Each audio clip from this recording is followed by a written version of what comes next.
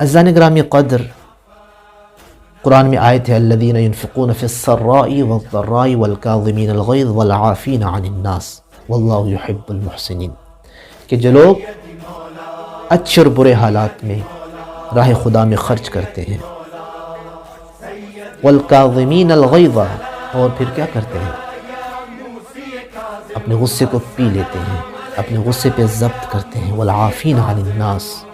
لوگوں کو معاف کر دیتے ہیں، پھر واللہ یحب المحسنین، تو اللہ ایسے احسان کرنے والوں کو پسند کرتا ہے۔ یہ لقب میرے مولا کا لقب ہے کاظم۔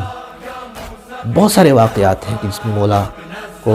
بڑے اسباب ہیں کہ جس میں بتایا گیا کہ مولا کو یہ لقب کیوں ملا، لیکن ہم نے اپنی زندگی میں اس لقب کو سامنے رکھ کے اپنے وجود میں طاری کرنا ہے کہ ہم بھی کاظم بنیں، ہم بھی غصے کو پی جانے والے بنیں۔